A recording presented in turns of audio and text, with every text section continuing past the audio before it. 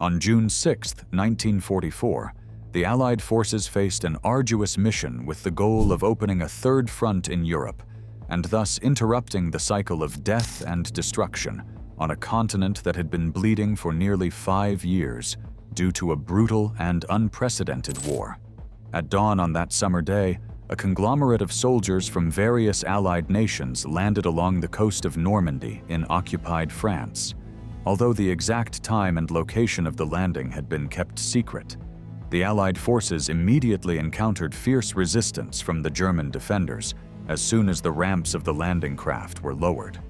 A crucial element that made the landing in Normandy an extremely difficult task, especially for the Americans, was the presence of Heinrich Severloh. Positioned in one of the 15 main defensive strongholds of the German fortifications along the beach, Severloh, armed with an MG-42 machine gun, known for its rapid-fire capability, held his position on Omaha Beach, relentlessly firing at the enemy soldiers who attempted to advance. Severloh's accuracy that day was devastating, and what was supposed to be a clean operation, in which the Allies hoped to avoid as many casualties as possible, turned into a bloodbath that stained Omaha Beach red. Today, we are going to deeply explore the absurd story of the soldier responsible for causing around 2,000 American casualties during the Normandy landing. Get ready. Lieutenant Bernard Furking's voice was urgently heard. "They are coming." The voice awakened soldier Severloh in a small French farmhouse, a few kilometers inland from the coast. For weeks, everyone in the 353rd Infantry Division had been anticipating this moment and knew exactly how to respond. Field Marshal Rommel always emphasized that the invasion had to be repelled within 24 hours to prevent the war from being lost at this critical point. However, Rommel was on the other side of Normandy celebrating his wife's birthday, and the Führer was enjoying a quiet night's sleep. Heinrich Heine, known for his quiet, practical, and reliable demeanor, was determined to fulfill his duty despite the uncertainties of the day. Conscripted in 1942, Heine had suffered from frostbite on the Eastern Front and had a severe tonsillitis that led to a transfer to a hospital in Warsaw. After recovering, he underwent further training and rejoined his unit, now the 352nd Division, in December 1943. Despite his setbacks, Heine's officers respected his initiative and ability to get the job done. Heine was assigned to the 1st Artillery Battery as an orderly for Lieutenant Bernhard Furking, a 32-year-old former teacher. Heine quickly formed a strong bond with Furking, an officer he found trustworthy and reliable. Their mutual loyalty created a bond that helped them face the challenges of their military duties. The two were quartered together in a French mansion owned by the Legrand family in Hayterville. During his time there, Heine began learning French, largely thanks to Furking, who was fluent in the language. Despite representing Nazi Germany, both men made efforts not to alienate the local population. Their respectful behavior helped maintain a peaceful coexistence with the French residents. After the war, Heine continued to keep in touch with the Legrand family, reflecting the genuine connections he had formed during his time in Hayterville. Waffen 62 was the most formidable of the 15 strongpoints overlooking the area that would become known as Omaha Beach. These defenses extended from WN 60, near the cliffs on the eastern end above the cab draw, to WN 74, located 7 kilometers to the west, just beyond the small coastal village of Vierville. Each strongpoint was strategically positioned to provide a comprehensive defensive network against the anticipated Allied invasion, covering approximately 325 meters. WN 62 was situated on the northern slope of the cliffs, offering an excellent observation point to fire upon the beach. This strongpoint was heavily fortified with a variety of armaments, including 2 75mm cannons, 2 50mm anti-tank guns, 2 50mm mortars, and several machine guns. Among these were a MG-34 mounted for anti-aircraft use and 2 Polish water-cooled machine guns, all designed to maximize defensive capabilities against the approaching forces. Furthermore, WN-62 was strategically located next to the Kula Su Draw, chosen by the Allies as a primary exit route from the beach, making it a focal point for the assault platoon, aiming to penetrate inland. Severloh's MG-42, with its ability to fire 1,200 rounds per minute, was positioned 7 meters from the entrance to the observation post, occupied by Lieutenant Bernhard Furking. Hein's dual role was to repel the invaders and protect his officer, who was crucial in coordinating fire on targets identified through a telescope in his bunker. Furking's crucial information, using his binoculars, was transmitted to the communications bunker, equipped with a transceiver, several meters uphill. This data was then transmitted to the artillery battery stationed further inland in Houterville, less than 3 kilometers south of Kula Su, and near the farmhouse where they were quartered. The battery was prepared to unleash a barrage of 105mm shells onto the beach as soon as the invaders appeared. The coordinates for the bombardment had been prearranged with practice shots using dummy shells to avoid damaging the carefully placed obstacles on the beach, designed to destroy any landing craft that reached the shore. Rommel had meticulously planned to cover all angles. It was up to Furking, Severloh, and the 12 other men of the 352nd Division to defend their stretch of the coast from the Allies. They were supported by 27 soldiers from the 726th Grenadier Regiment and occupied one of the most strategically positioned strongpoints on the French side of the English Channel. Although outnumbered, their arsenal was formidable, and Heinrich was determined not to disappoint his lieutenant. Severloh's MG-42 was positioned right here, just 7 meters from the observation bunker visible on the left. Its field of fire extended directly to the beach and to the left, covering the eastern end of Easy Red. The two soldiers arrived at WN-62 at 12:55 p.m. on June 6th. Furking immediately headed to his observation post, while a sergeant brought an ammunition box for Severloh, who then loaded his MG-42. The soldiers of the 726th Grenadier Regiment were also in position, waiting for dawn. The adverse weather conditions made visibility difficult, but as the sky gradually cleared, they saw the horizon filled with ships of various sizes.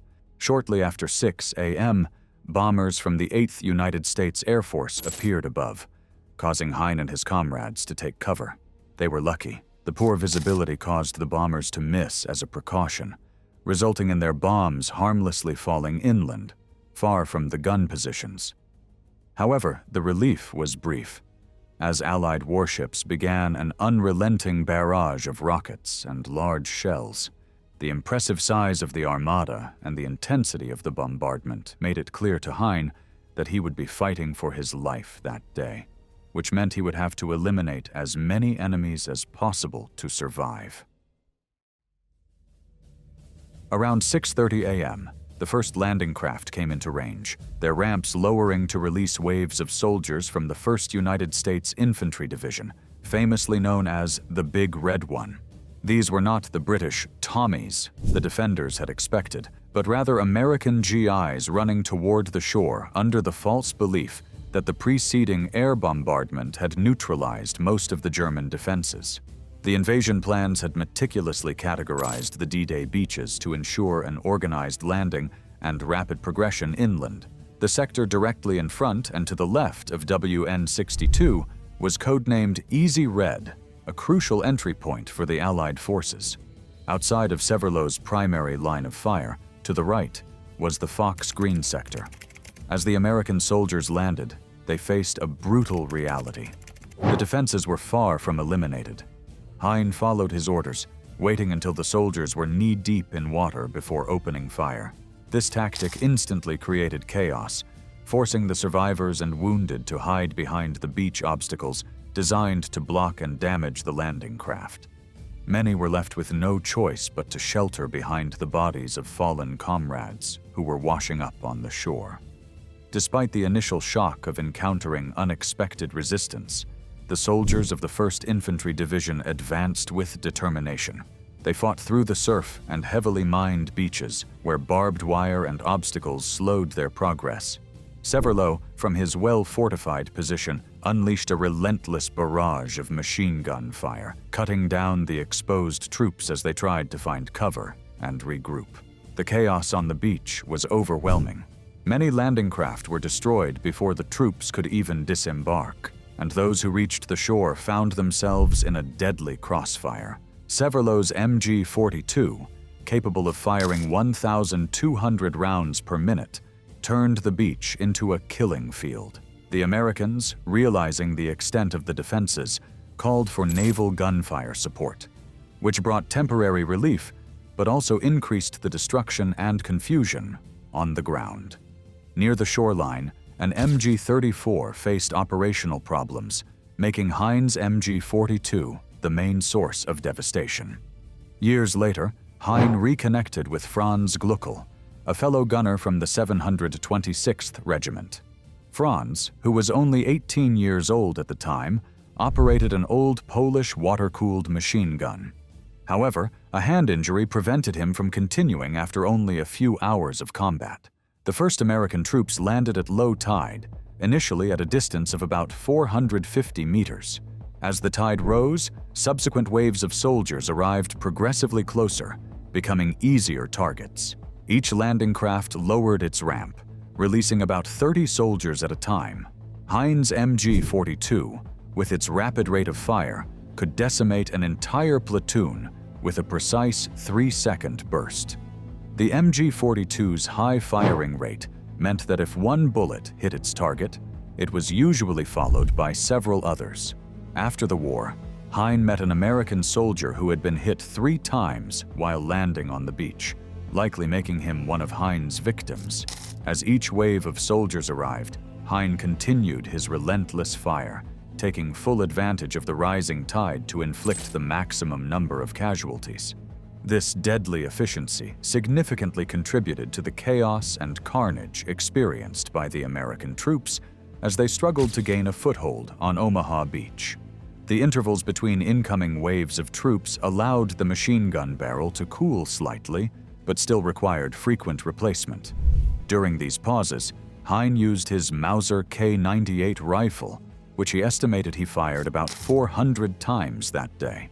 The targets were abundant, as the strong west-to-east current pushed many of the small landing craft off course, causing them to beach within range of Hein's gun. Lieutenant Firking and the rest of the team were heavily occupied identifying targets, establishing coordinates, and transmitting messages through the zigzag trenches to the artillery battery in Haterville.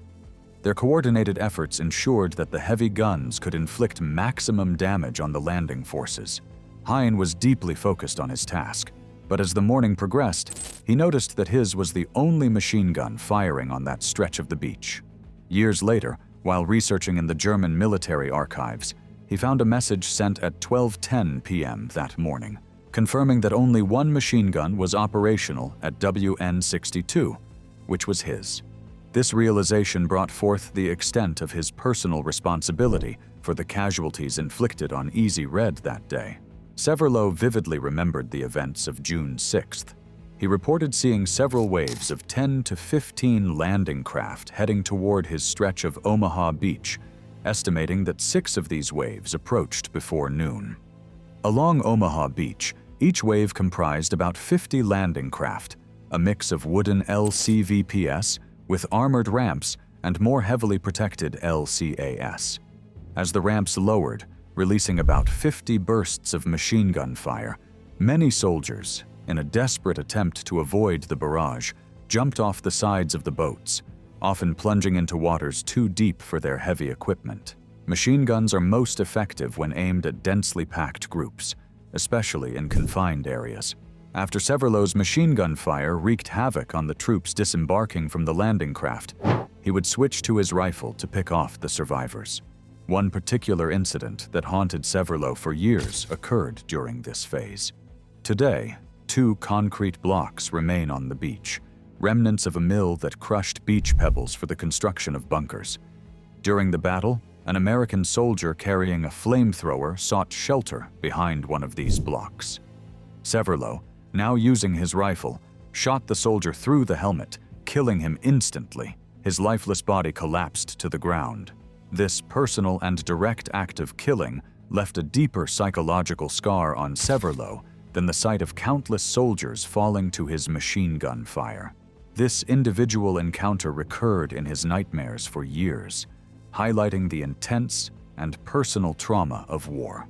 Around 2 p.m., Hein observed several Sherman tanks advancing from the west, moving toward his stretch of the beach, near Exit 1 at Saint-Laurent.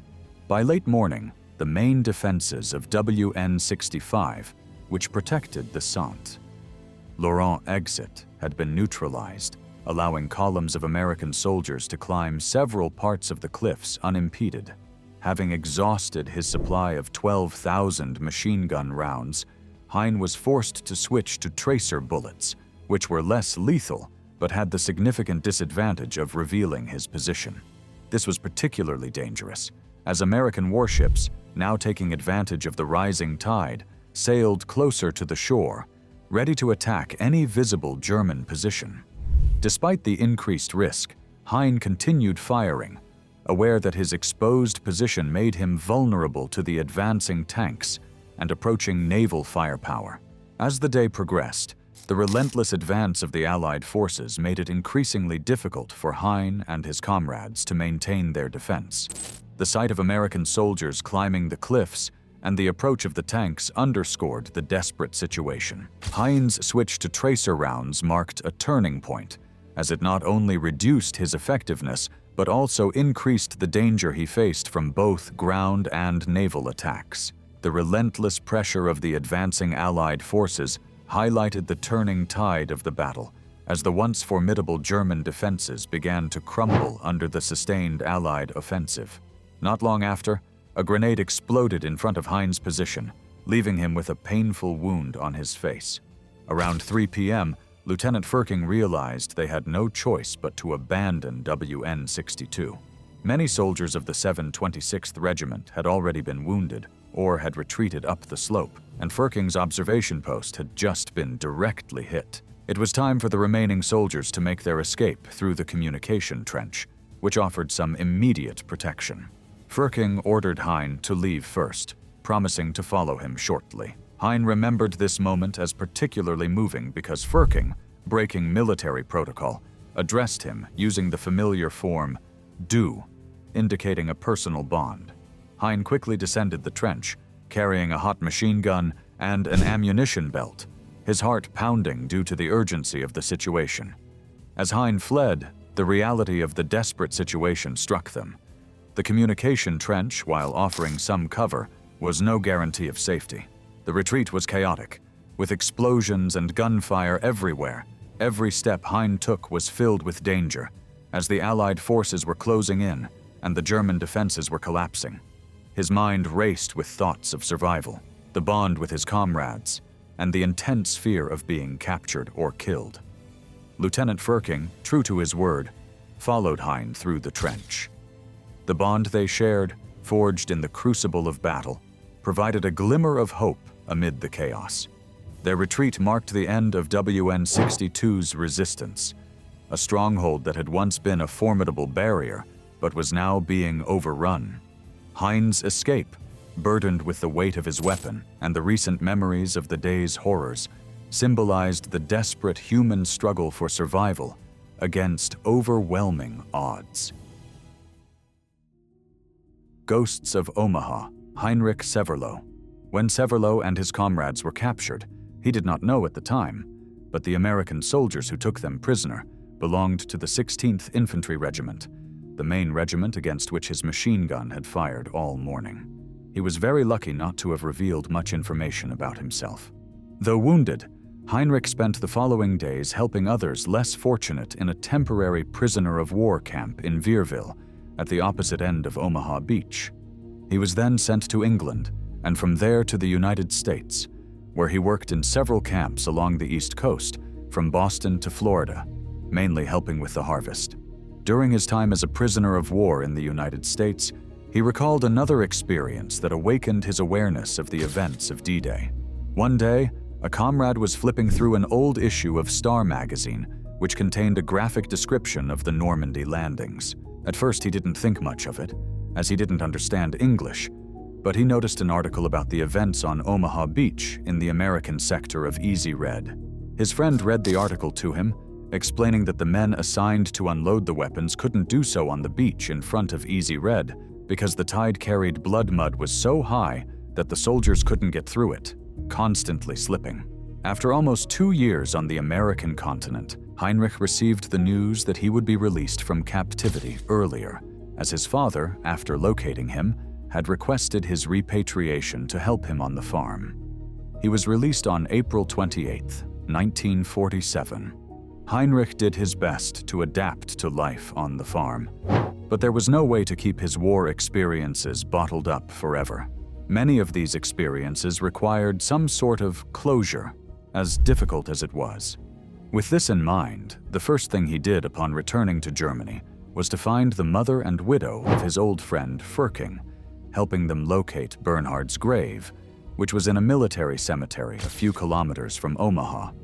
In addition, he rekindled his relationship with Lisa, a girl who had been his girlfriend before he went to France, and married her in 1949. For some time, she was the only person with whom he could talk about the war, as he felt very depressed, regretful, and introspective. This led him to make several trips to Normandy, perhaps in search of answers for everything he was feeling. In the following decades, the ex-soldier managed to meet veterans from both sides and, in 2000, finally published his war experiences in his book. Although he never intended to publish his memoirs, he detailed them as a kind of cathartic release after 55 years of trauma that the war had caused in his later life. Heinrich Severloh left this world in 2006, but his legacy and the place where he earned the nickname the Beast of Omaha can still be seen today. The remains of the famous Resistance Nest 62 are located east of the Normandy American Cemetery and Memorial.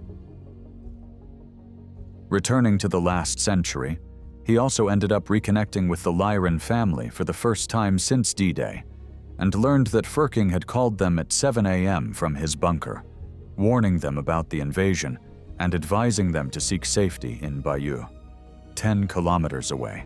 He believed that both the Germans and the Allies would respect Bayeux as a historical monument, making it less likely to be targeted.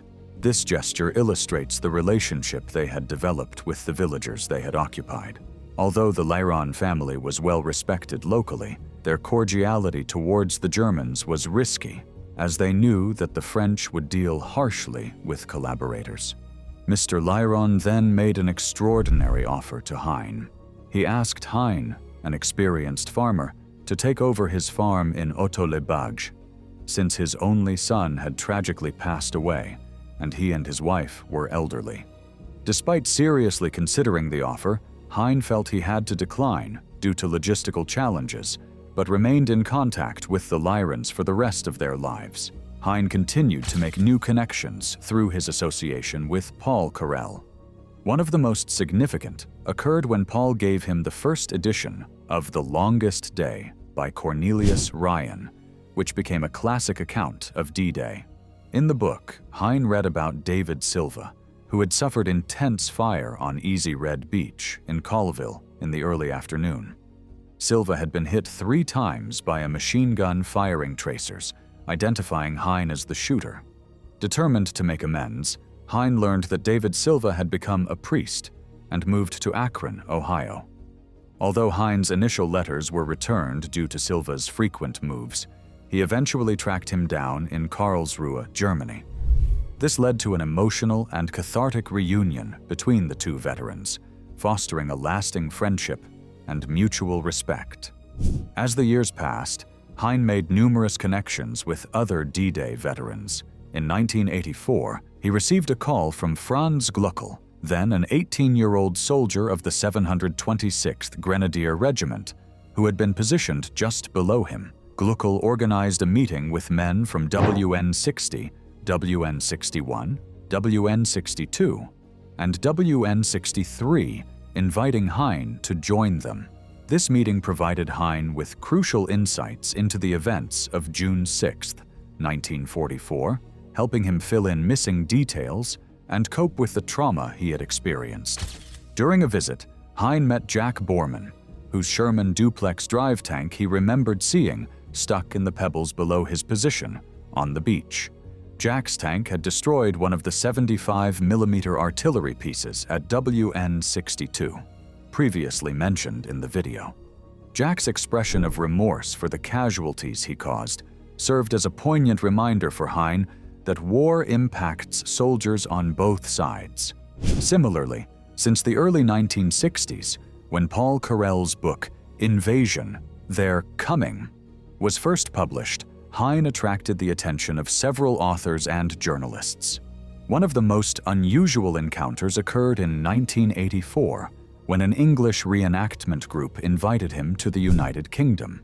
The group, called the Association for the Rehabilitation of the Honor of German Wehrmacht Soldiers, wore meticulously decorated uniforms and followed military procedures familiar to Hein. They even presented him with a medal similar to a Purple Heart for the wounds he suffered on D-Day.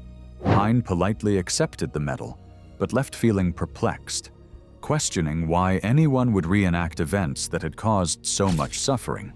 Hein also dealt with authors who, in his opinion, sensationalized his story and neglected the anti-war message he wanted to convey. He received numerous offers to appear in documentaries and give interviews to French and German magazines. Despite his efforts to control the narrative, Hein found that journalists often put words in his mouth and asked leading questions, which increased his frustration and sense of misrepresentation. During an interview with the American network ABC after the 40th anniversary of D-Day in 1984, Hein was repeatedly questioned about how many men he had killed. When he refused to answer, the interviewer suggested a figure of 1,000. To end the interview, Hein reluctantly agreed, even hinting that it could be twice that number. This admission relieved his burden, but also increased his notoriety, attracting more attention from journalists, authors, and filmmakers. In 1999, the leading D-Day author, Helmut Conrad Baron von Keusken, contacted Hein and acknowledged the crucial role he played that day. Keusken offered Hein assistance in writing his personal account, resulting in a friendship that allowed Hein to finally unburden himself of the traumas he had endured 55 years after D-Day. This collaboration culminated in the book WN-62, which detailed the entire story of his experiences. In 2003, Hein was invited to appear in a film, which brought his experiences to the surface. During filming on the beach below WN-62, he was asked to walk towards another man. As they approached, Hein realized that it was David Silva, the man he had shot on D-Day and whom he had tracked down after reading The Longest Day. This reunion, 39 years after the first, led to 4 emotionally charged days of filming and reliving past events. A visit to the American cemetery near WN-62 was particularly moving, and both decided it would be their last trip to Normandy. Hein's understanding of the devastation he caused on D-Day was based on his observations and reports from other soldiers who saw bodies in his field of fire. Some of the bodies may have been carried away by the shore. Media stories likely exaggerated his impact on the casualty list, and only recently has detailed work been done to assess the actual numbers. In his comprehensive 2004 account of Omaha Beach, Joe Balkowski estimates the total American casualties, killed, wounded, missing, on D-Day at about 4,700. To understand Hein's role in these casualties, it is crucial to consider the overall defenses in place. The beach was protected by 15 combat posts, bunkers, and large-caliber cannons located further inland. Hein himself mentioned that 85 machine guns were positioned along the beach, although not all were operational that day. Besides German weaponry, natural factors also contributed to the loss of life. The English Channel claimed many crew members of the Sherman duplex drive tanks that failed to launch successfully into the sea. Infantrymen who jumped from landing ships into deep waters before the ramps were lowered to avoid heavy fire also drowned. These factors, combined with the intense German defenses, created a lethal environment for the landing troops. Omaha Beach stretches for more than 6 kilometers. The 29th Infantry Division landed on the western half, with weather and currents pushing some of its 106th Infantry boats toward Easy Red. The 29th suffered about 1,350 casualties. The 1st Division, which landed on the eastern half, from a point west of WN65 to below WN60, suffered only 70 fewer casualties. Additional units, mostly engineers, landed along the entire beach, completing the casualty list. After analyzing these numbers, it is evident that only a portion of the casualties were in Hein's field of vision. Those who were may have fallen victim to artillery shells, mortar bombs, and other machine gun and rifle fire directed at them. Further investigations into the exact numbers would largely be academic and would not significantly enhance the understanding of the sacrifices made on D-Day or the study of history. It is reasonable to suggest that, without Soldier Hein's actions, the U.S. Army might have been a battalion stronger when leaving the beachhead in Normandy. The notoriety that Hein gained later in life, earning the title the Beast of Omaha, was largely self-inflicted. He could have resumed his life in his local farming community, keeping his experiences and thoughts private. However, his curiosity and conscience led him to confront the distressing events of that day repeatedly, leading to a lifelong engagement with the most traumatic and horrific day of his life. From his writings and the numerous interviews available online, there is no indication that Hein sought to glorify his wartime actions. He did not portray himself as another victim of the war or seek sympathy. By exposing his feelings of guilt, he took significant risks, especially during his frequent visits to Normandy, where he could have encountered individuals still harboring thoughts of revenge. Hein would have preferred to forget his role in World War II, but found that he could not.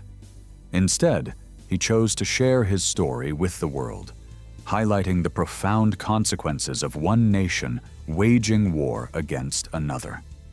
His revelations serve as a powerful reminder of the need to seek peaceful solutions to conflicts, challenging us to prevent history from repeating itself and to avoid more fratricidal wars by all necessary means. Now, let us listen to his interview transcribed in his own words. When I was confronted by what seemed to be a wall of Allied ships, I said, "My God, how am I going to get out of this mess?" I remember thinking, what could I do? I thought I would never make it to the rear. I thought I was going to shoot for my own life. It was them or me. That's what I thought. You should open fire when the enemy is knee-deep in water and still unable to run quickly. I saw how the water splashed where my machine gun shots landed, and when the little jets got closer to the GIs, they threw themselves to the ground. Soon the first bodies were floating in the waves of the rising tide. Before long, all the Americans down there were dead. I definitely killed at least 1,000 men, most likely more than 2,000, but I don't know how many men I shot. It's horrible to think about. It makes me want to vomit. I nearly emptied an entire infantry landing craft. The sea was red around it, and I could hear an American officer screaming hysterically into a loudspeaker. I fired with that machine gun. I did it as part of my training, and it has an extremely high rate of fire. I was in an almost impenetrable position for the weapons the Americans could bring against me. The Americans made the mistake of not landing tanks with the first wave of troops, so they had no support or protection. Help us keep this project alive here on YouTube by subscribing to the channel. Thanks for watching, God bless you all, and see you soon.